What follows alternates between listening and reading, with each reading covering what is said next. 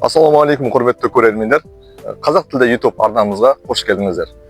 Жалпы бүгінгі шығарылым Қызылорда қаласы Сырдария өзенінің хал ахуалын және оның деңгейі неге көштік мезгілінен кейін болса да төмендеп кеткені туралы ресми ақпаратты жинадық. Яғни бүгін 28 қыркүйек 2025 жыл. Алдағы уақытта біздің еңбегіміз ұнап жатса, жаны ашыр азаматтар болып жатсаңыз, осы Сырдарияның, осы Қызылорданың алаңдатқан патриоты болып жатсаңыз, арнамызға тіркеліп, еңбегімізді бағалап кетіңіздер.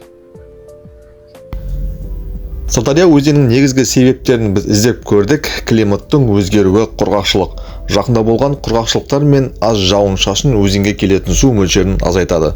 Климаттың өзгерістерден салдар ретінде қар мен мұз қорының азаюы да өзендердің қыс мезгіліндегі су көлеміне әсер етеді. Тағы да бір себептерінің бірі бұл өзен суының шаруашылықта көп қолданылуы. Ауыл шаруашылығы егіске суару үшін суды көп пайдаланады. Бұл өзен ағынын төмендетеді.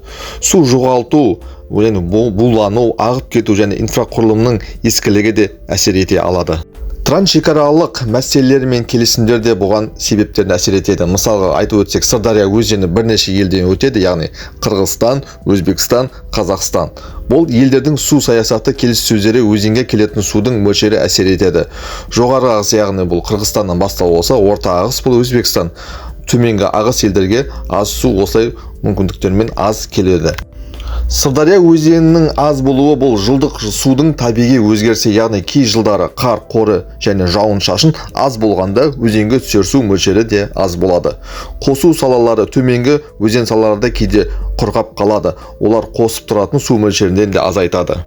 Осы Сырдарияны зерттеу барысында осы шығарылымда біз арна 2025 жылы жазда өте құрғақ мерзімді болжады. Бұл өзен ағымын 40% шамасында төмендеткен екен деп хабарлайды ресми ақпараттарда. Қазақстан мен көршілес елдер арасында суды жеткізу мәселелері және келіссөздер жүргізілуде.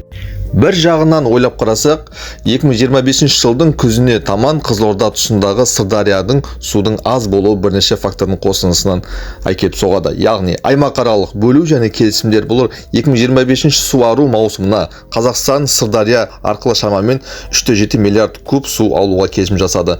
Маусым аяқталған соң төменгі ағысқа түсетін ағын да қысқарады.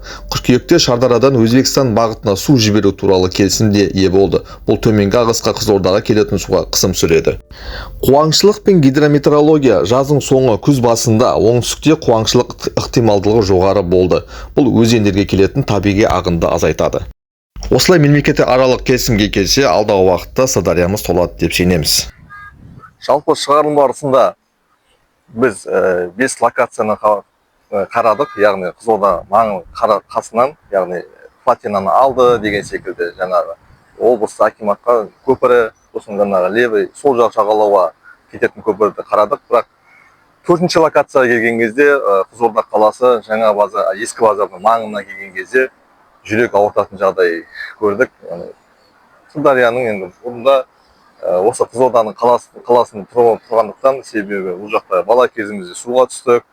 Ол кездегі дарияның деңгейі бұл жерден көрінбеді ешқандай да. Қысқаша қорытынды айтатын болсақ, биылғы күзде судың аз көрінуі суару маусымынан кейінгі табиғи төмен ағын кезеңі, Тоқтағұлдағы деңгейдің тарихи төмендігі, Шардария мен көрші елдер арасында үйлестіру жіберім кестелері қуаңшылықтың қосылған нәтижесі болып саналады.